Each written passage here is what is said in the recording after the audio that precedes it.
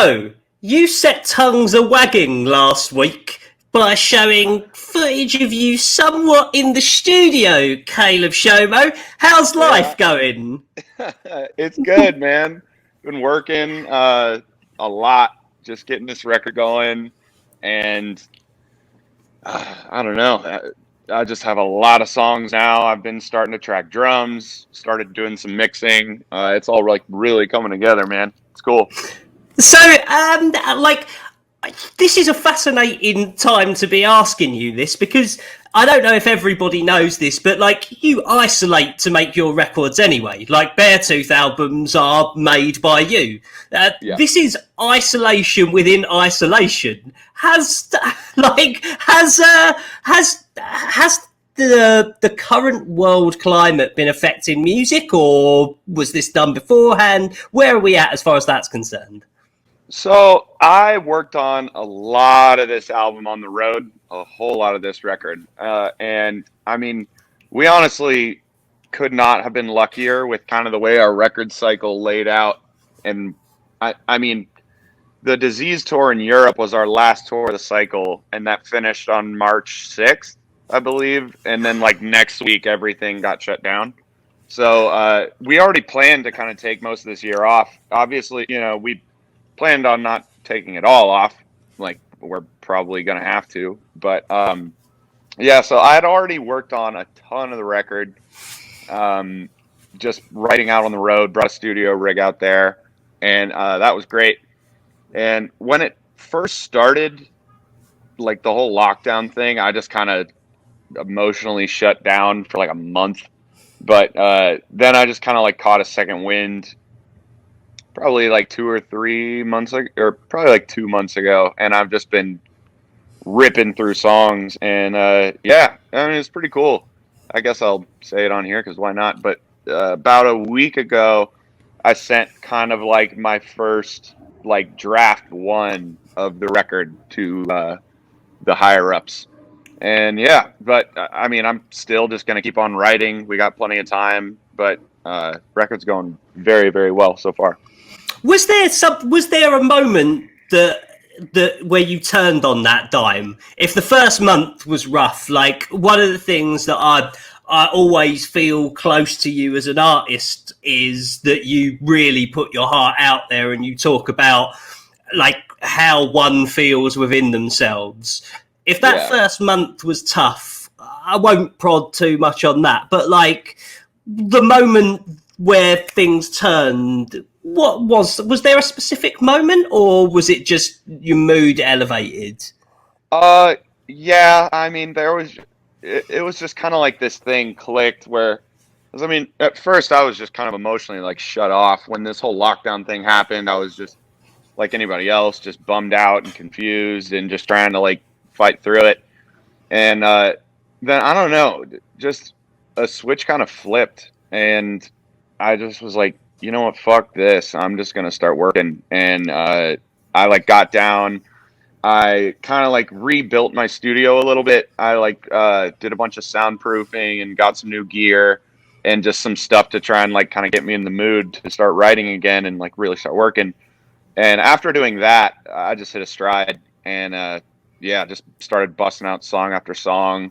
And also on the road, I couldn't track any vocals because I had to save my voice for our set every night. So after I tracked like the first 2 or 3 songs of vocals, that got me really pumped up. So I just started going and going and going, and yeah, got a more than a record's worth of full finished songs now, which is pretty cool.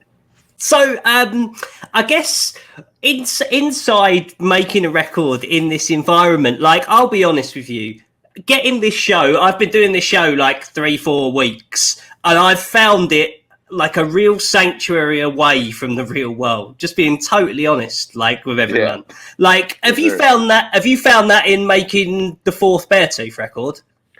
Yeah, for sure. Definitely. I mean, just like, I don't know. The fact that I honestly was kind of like blessed enough to have the time to have all the time line up with this lockdown, to be able to just like make a record.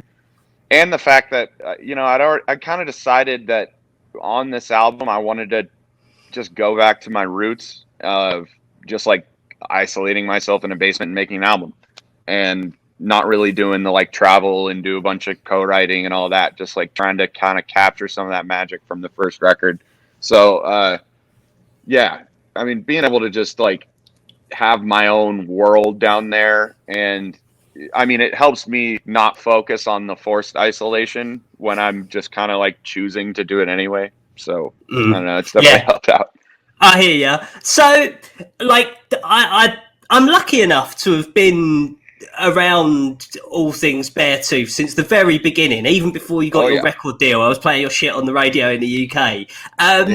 So I say this as a fan, particularly of Disgusting and Disease, the last record, which I think is fucking great. When you go into a fourth record, the only thing that I look at for Beartooth is, do you ever worry about a formula? Because you do everything yourself and it's all internal and all the rest of it. Do you ever worry about a formula? And is that something that you've toyed with on the fourth record? A little. I mean, a little bit. I think that something about the Beartooth sound, like, is sort of that formula, and it's trying to ride that line of, you know, Beartooth has a song structure. I mean, it's the classic pop structure of like, you know, intro, verse, chorus, bridge, chorus, out. But you know, with this one, I've just been trying to amp up everything, because, you know, with the last record, I really wanted to go for that super raw, like, live rock and roll in like the old school studio on the old school console sound, and it was rad, and I loved doing it, and it was like a proving to myself that I can make a real record without computers, like, as well, heavily relying on computers. But I don't know, I just kind of realized, like, you know what, that's what I learned, you know, as a producer. It's like I came up in the era of mixing in the box and recording in the box, which means using plugins and emulations and things like that. And obviously there's live amps and there's live drums and whatnot. But I don't know, I've just been kind of like using that to try and push it a little further. And the formula is still there, but I don't think it's in a bad way. I think it's the formula that people want from a Beartooth record. But I think it's, I mean, this one's just jacked. Like, everything is amped up to 11. I am so pumped about, I mean, obviously this is what you want to think when you're making a record, but like, damn, this is the best one yet. Like, not even close. This is the heaviest record. This is my best work. Like, the most proud I've been of these songs. It's wild, man. It's some heavy duty shit, mate. I love seeing you this amped, and the thing is, there is nothing wrong to there being a song structure and that kind of thing. Like, I don't want AC/DC doing dubstep drops, right? Like, sometimes, like, and when you say you're pushing things heavier and going back to the way that you were thinking on the original record. Yeah. Can I ask just how that's manifested itself before I let you get back to, you know, finishing this thing off? Yeah. The easiest way I've been trying to explain this record to people without giving too much away is, like, if Disease was AC/DC, this record's like Black Sabbath. Like, it's a lot more influenced in like dark stoner rock, like heavy, like power groove. Obviously there's still like a lot of fast and some punk rock and all that, but I've really been exploring with like the stoner metal side of guitars and guitar tones, and like doing different tunings, and like lots of fuzz and chaos, and just like layering the fuck out of my guitar tracks. And the whole point for me of this mix and like the sonics of this record is as big and loud and fucking sonically devastating as I can possibly get it. So, like, on a breakdown, for example, it's like, okay, well, you know, there's where on Disease it would just be left guitar, right guitar, bass down the middle.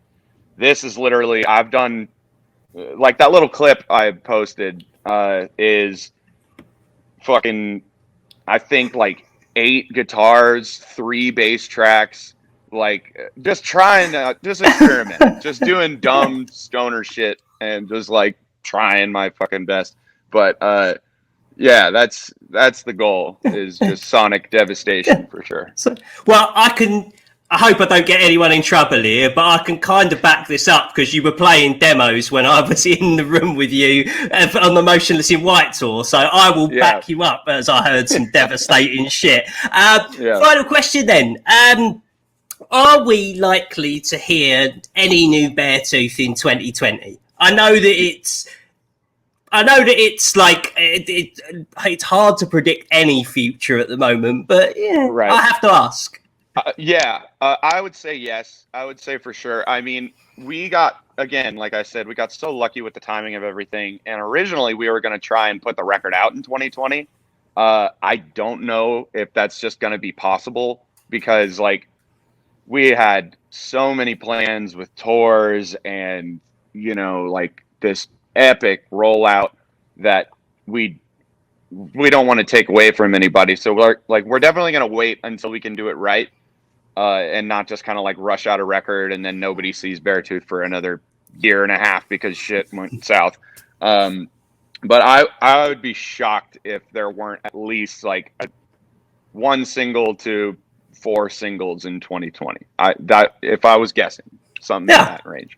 Yeah. We'll take that, man. We'll take it. So we look forward to some new Beartooth in 2020, mate. Stay safe, and I will see you when there is new music to talk about. Yeah, absolutely, brother. Thanks for having me on, man. Always fucking good talking to you, brother.